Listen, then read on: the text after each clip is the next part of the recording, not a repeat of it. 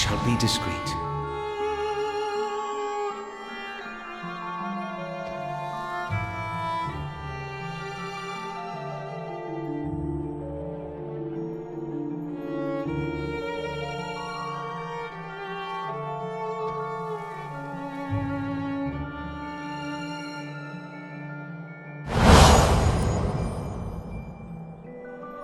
Are you ready to take the oath? To spread the word of the gods to the lost and heathen?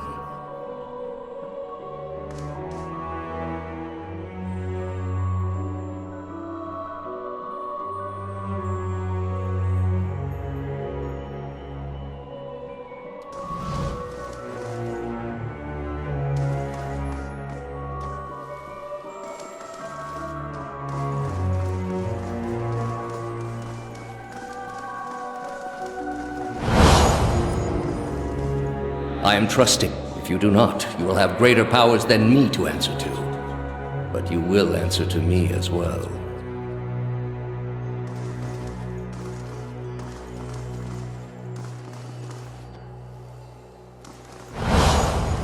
I wouldn't ask this were there any other choice.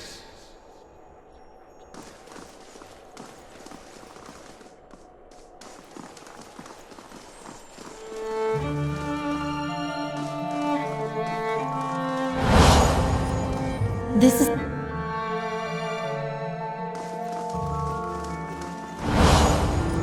Alcyones. They have held off many would-be invaders.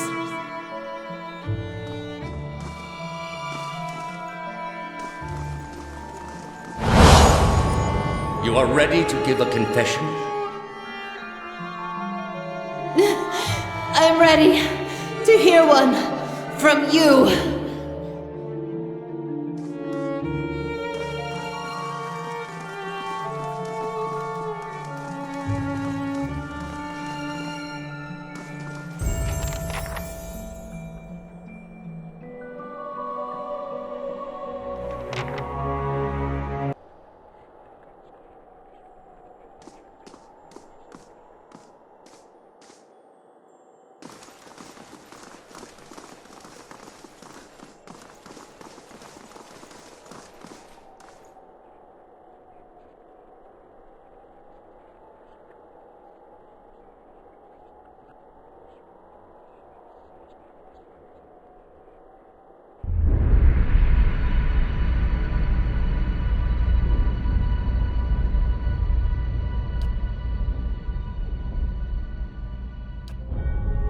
You are far from your post, Inquisitor.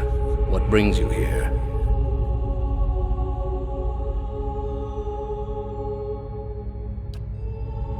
We are in a sanctum holy to Boudica. There are others like it in service to the other gods. I come here often to pray for her counsel, and in this space I may be assured that she hears me. That woman sought only to destroy the foundations of peace and civility that my people sacrificed everything to build.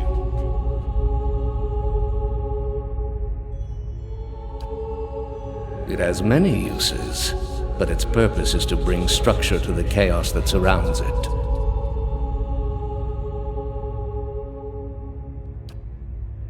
They are monuments to Boudica's greatest servants among my people. I hope to join them myself one day, but my work is not yet complete.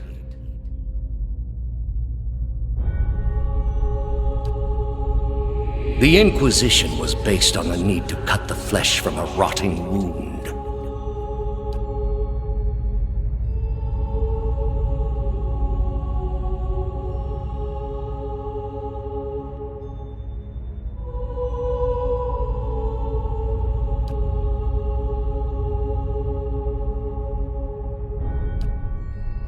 What is a god?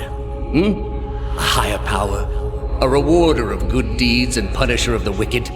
Something men can turn to in their darkest moments when their days seem only like bridges from one tragedy to the next. Our gods are all these things.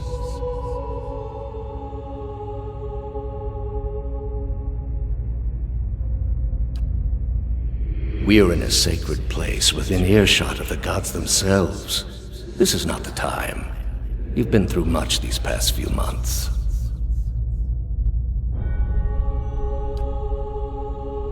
You will return home and you will rest. When you feel you have recovered, you may rejoin us at the trials. The Inquisition is far from over, and I will have need of you. There are many who continue to spread the lies of the apostate. The Inquisition will not end until we have pronounced judgment on all of them.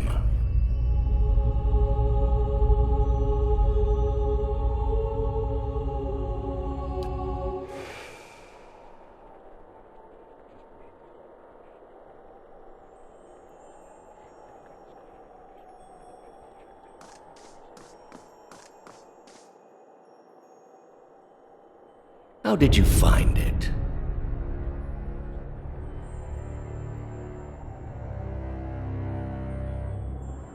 Another in a string of acts of petty defiance. For all her knowledge, she always preferred spite over reason. Then she should have obeyed. I ask one thing of all my followers. She was incapable. A waste of rare talent and intellect.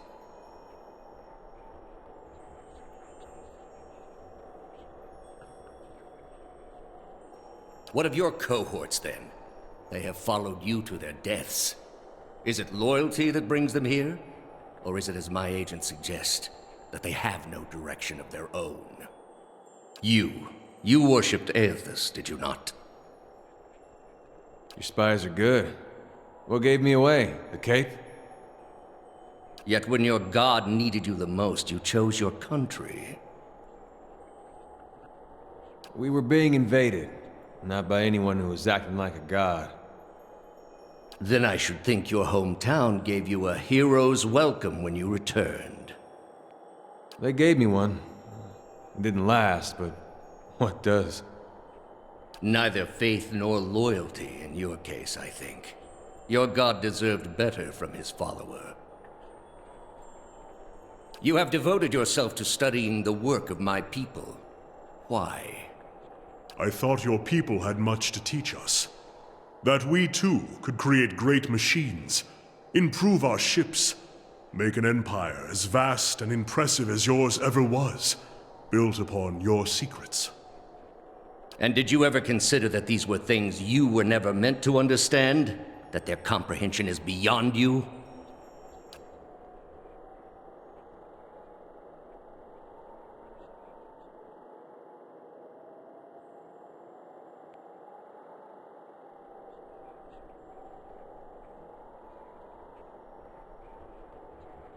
You are living in the time of my people, Amawa. You owe them more than you will ever comprehend, and so it shall ever be. Greater civilizations than yours have attempted to reclaim what we buried. The greater their successes, the worse their fates in the end. I have seen to it. State your name and purpose, young acolyte. My name belonged to the gods and my hand to their service. No more. You serve none but yourself.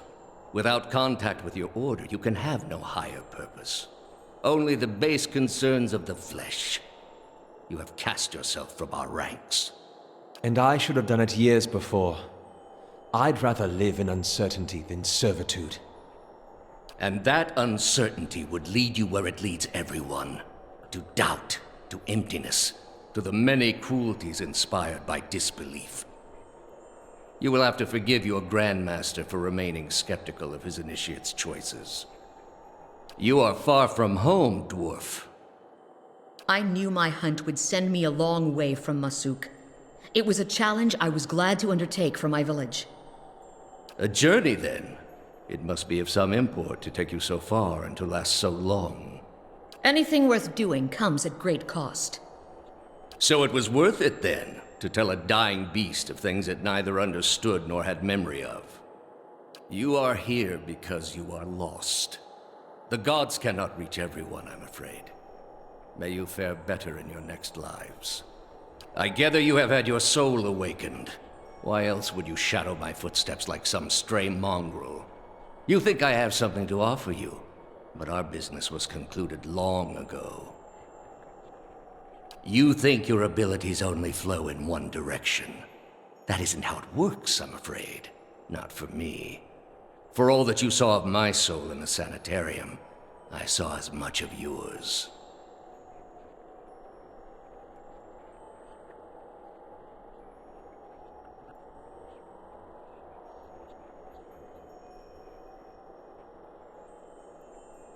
I answered your questions once.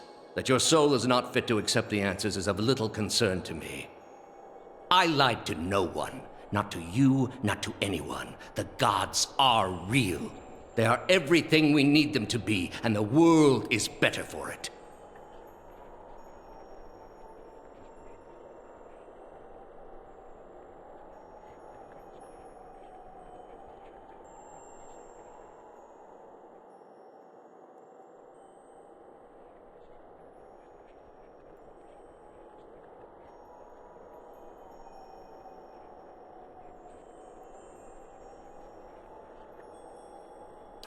Guilt is a disease of the mind. If the mind no longer believes it is guilty, then that is as good as absolution. The heart of this country has skipped a beat, nothing more. I have done far worse. I plunged the peaceful kingdom of Telosus into civil war. I slew the monarch of Desantio, whose people never knew hardship under his rule, and replaced him with a cruel despot who brought them to ruin. When plague arrived at the great city of Arborensis, I saw to it that the cure did not. They piled their dead outside the city in heaps that rose above their walls.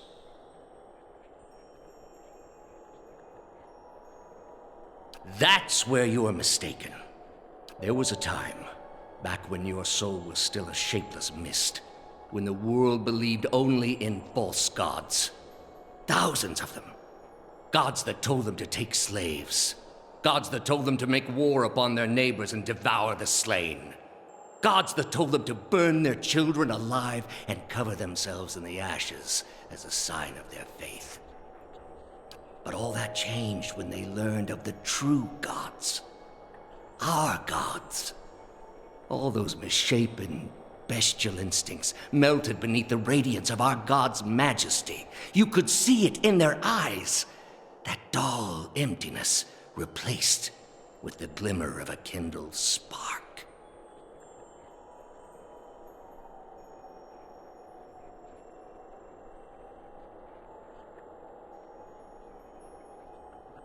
And replaced it with one far worse. Have you imagined this existence? The one the apostate would have created. We are not all so virtuous as she.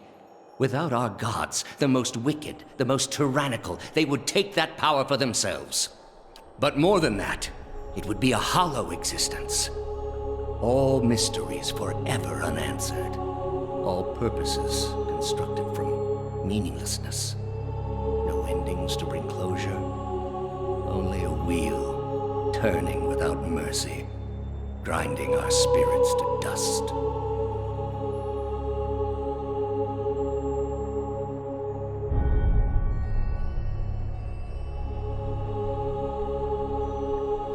For all my years, I have seen exactly what they are capable of. What the apostate asked was beyond any man.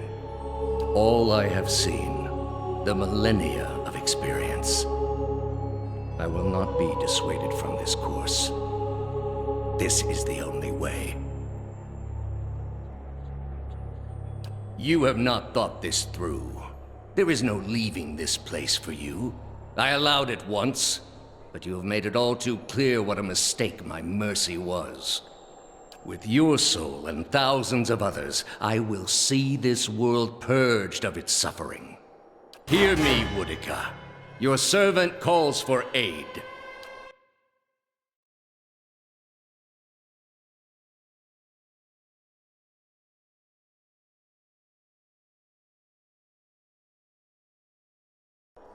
Roak 10!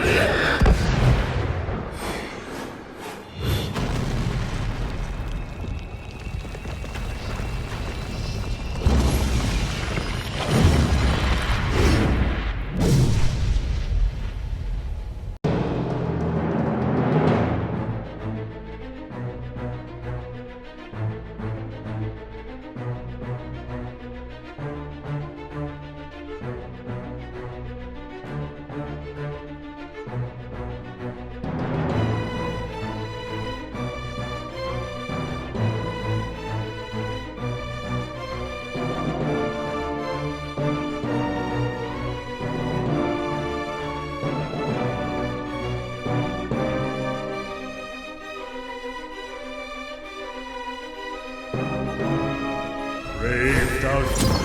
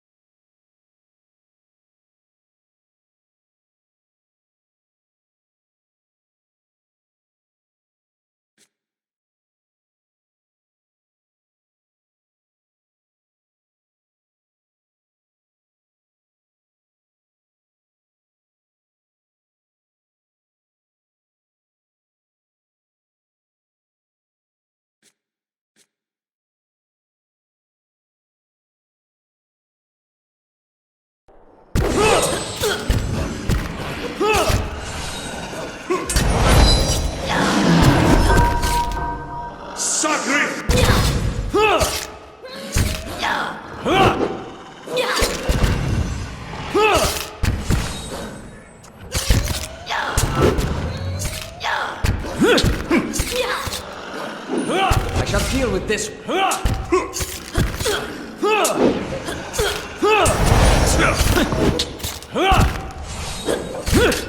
Suck!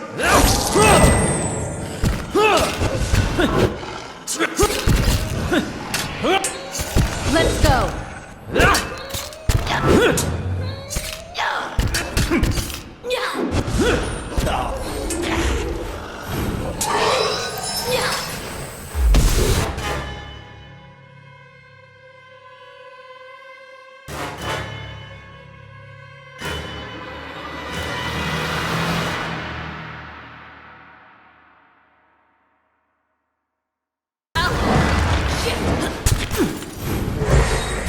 Hey, Something I man. can do!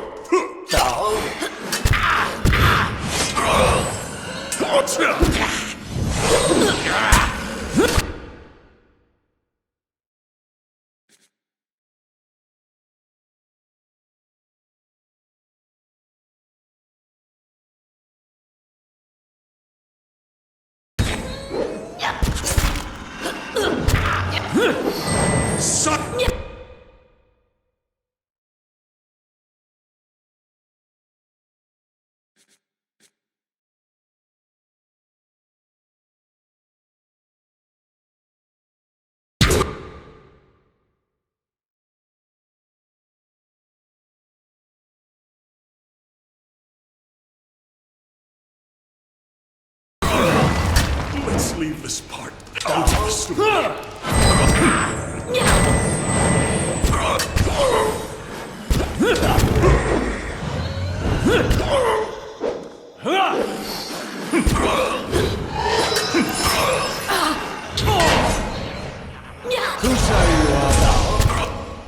Arthek would.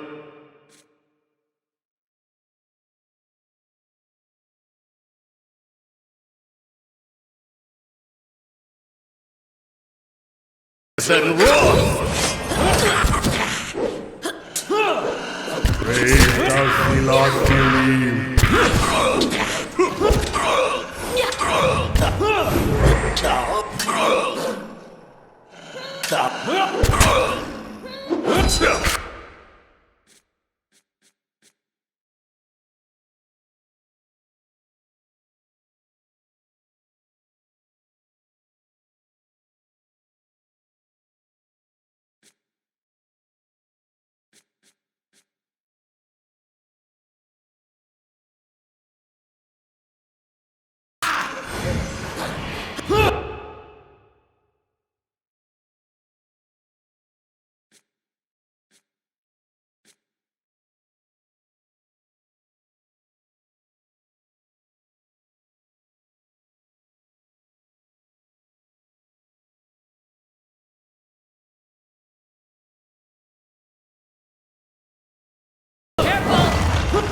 Forgive me, Boudica.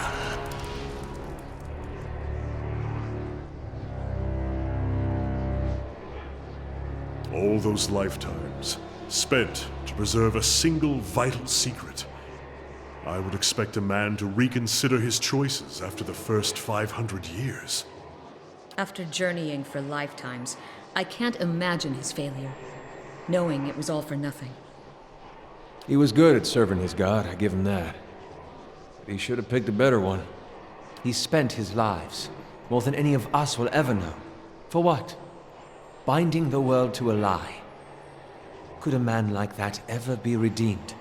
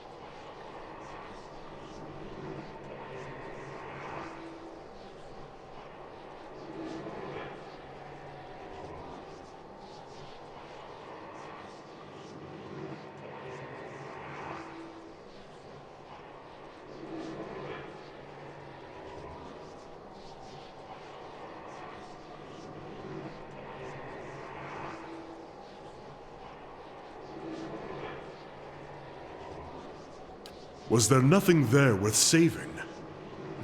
Forgive me. I know you chose wisely. A quick end. This is a mercy.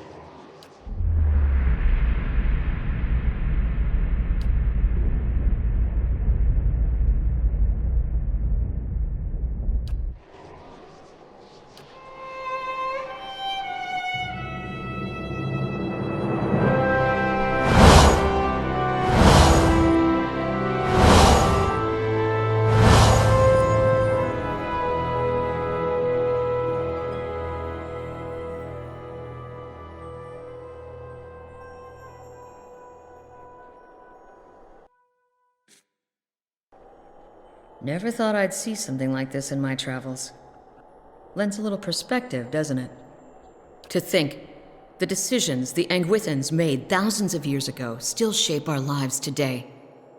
It would be a shame to deny these souls the chance to find their own way and their own purpose. I guess that's up to you, isn't it? Because I'm too short to reach the controls on that thing. For all I know, when you flip the switch, that thing will blast us all as far as Nasitak. Whatever happens, though, I'm glad we journeyed together.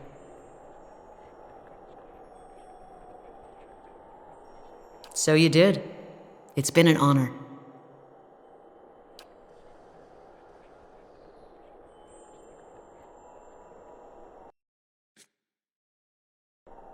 We've come to the end of it, my friend.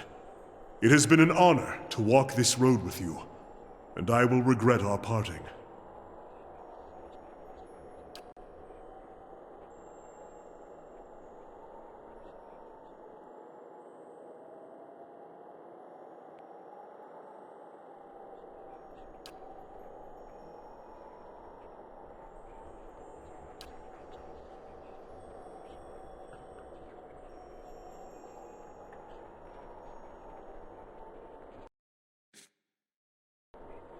Theos, he had hold of your soul from a long time back, seems like. You get what you needed from him?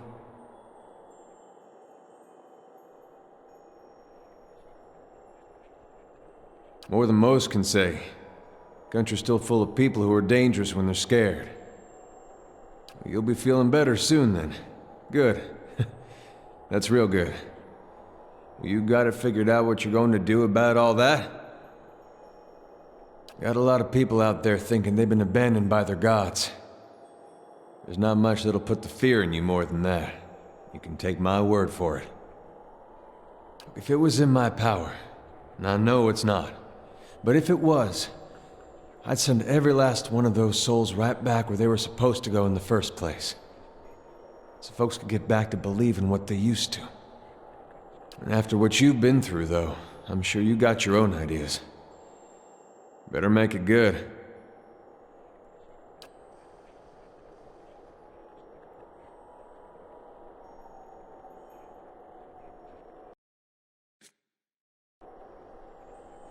Astounding. I always knew the Leaden Key stood for something big, but I didn't quite realize what I'd gotten myself into. And now, you're in the middle of something even bigger. With a decision that will affect millions. But even if you send the souls somewhere specific now, who knows what the next turn of the wheel will make of them? We can't really control what happens to them. Nor should we try. I had to see the monster Theos had become to realize that. It's your decision, of course. And whatever you decide, I'm glad our paths crossed in Gilded Vale.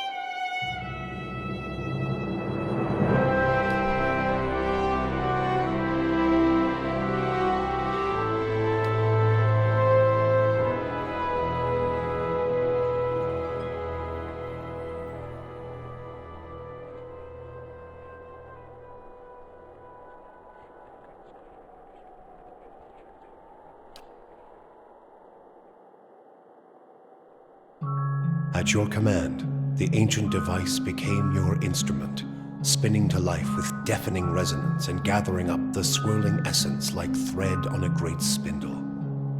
There, in the pale, pulsing glow of the machine that set you on this path long ago, you summoned all your strength, focusing on your objective and blocking out all else.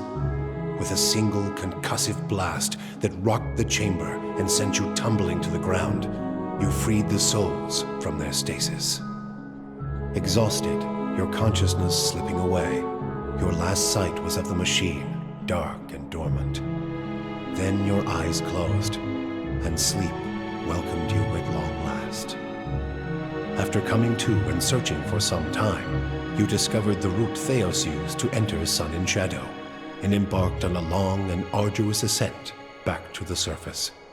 You emerged in Ter Evron after days of tunneling through the rubble Theos had left behind, and when you stepped into the daylight, you were faced with a different Dyrwood than the one you had left.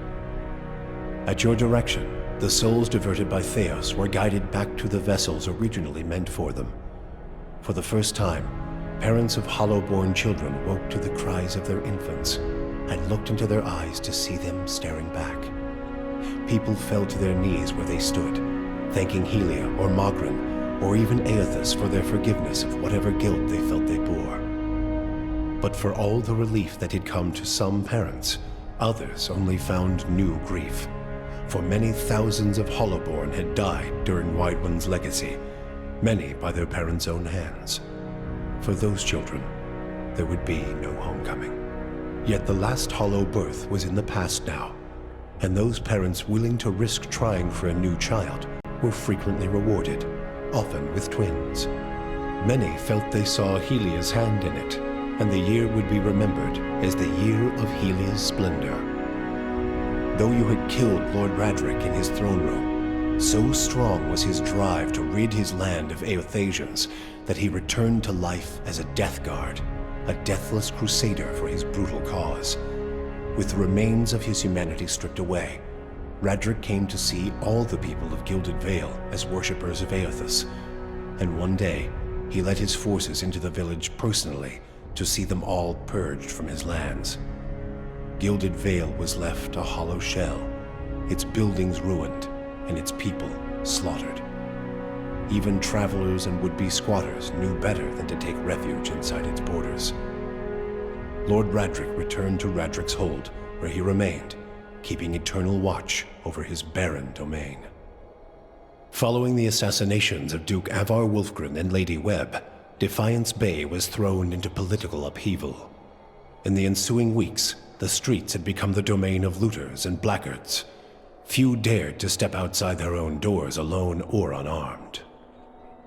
But order was soon re-established by the Knights of the Crucible, who, despite their depleted numbers, had gained favor in the public eye for their role in the unraveling of the conspiracy surrounding Wideone's legacy, and were quickly reinforced by returning forces from Fleetbreaker Castle. For the Knights, their resurgence marked a return to the tradition as well. Having seen firsthand the dangers presented by dabblers in animancy, the Order quickly abolished the practice internally, preferring the familiarity of their hammers and forges to the uncertainties of Essence and Adra. Their identity rediscovered, the Knights suppressed their political aspirations and began once again to train their recruits in the art of blacksmithing, recapturing the post-revolutionary ideals of Dyrwood and regaining the respect of its citizens as a result.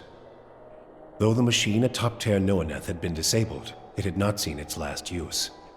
Heritage Hill was rebuilt, and no sooner had the first families moved in to resettle the district than members of the Leaden Key, acting under standing orders from their Grand Master, climbed the tower and reactivated the machine. The initiates slew a handful of the new settlers under cover of night and watched as history repeated itself, the victims reanimating and devouring the survivors. After this second incident, the district would remain abandoned. The Duke's assassination at the apparent hands of an animancer had caused catastrophic rioting in the streets of Defiance Bay. But those who had escaped the melee in the palace hearings remembered the testimonies of the strange guest who had shown up that day and absolved animancy, implicating the Leaden Key instead. The rumor spread quickly, and soon the popular belief was that the assassin had been a Leaden Key spy.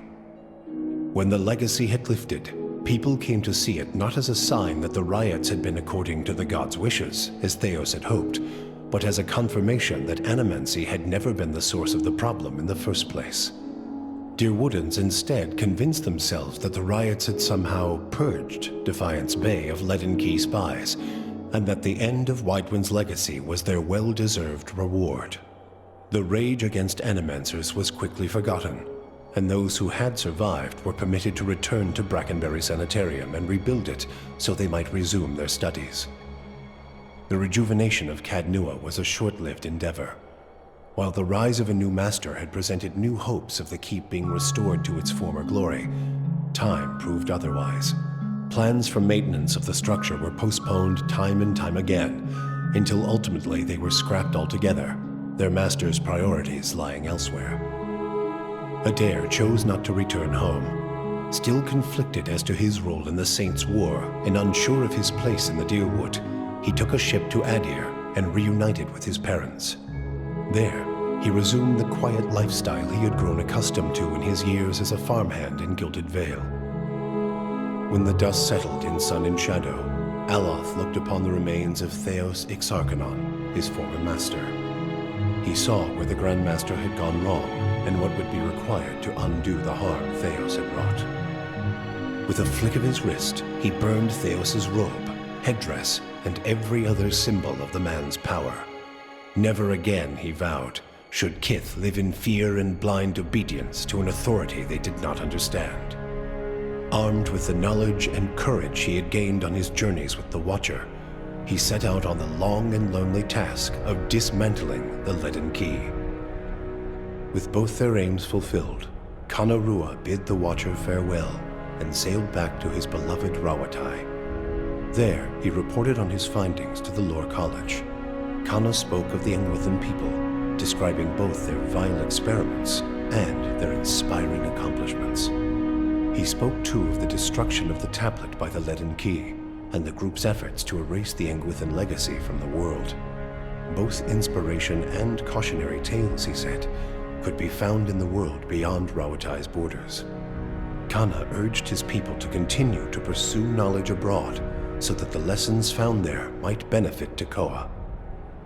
Kana's inability to prove his theory of Engwithan influence diminished his academic standing, but his passion drew much interest from those less concerned with degrees. Kana swiftly became an influential figure in the move toward a more collaborative approach to expansion on the northern continent. In his personal life, he came to enjoy the reputation of an affable eccentric, willing to share grand and impossible secrets, along with a drink and a song. With Theos defeated and the souls released from Sun and Shadow, healthy children were born once again in the Deerwood. The grieving mother sought a place where she might do penance for the birthing bell. She returned to Deerford, where, to the astonishment of the villagers, she delivered the first healthy child in over a decade.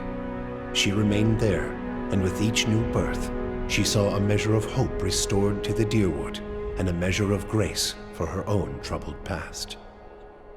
Durrance continued to blame Woodica for the atrocities of the Saints' War.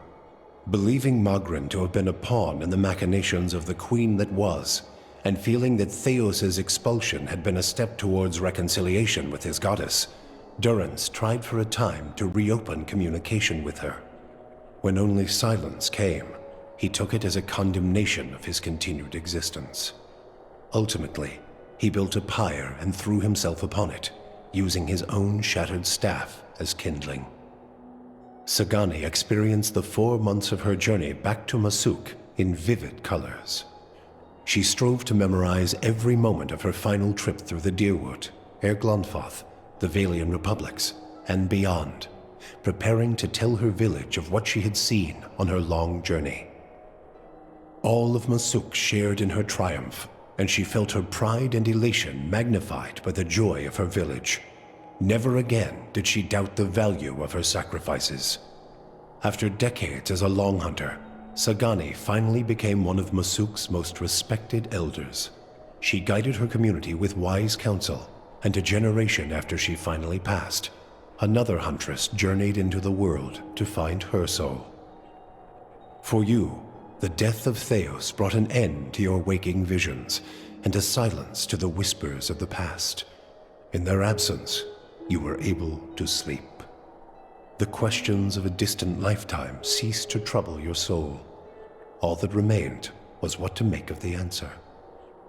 But at the moment, there was little to be done, and the matter would have to wait. A long journey loomed ahead.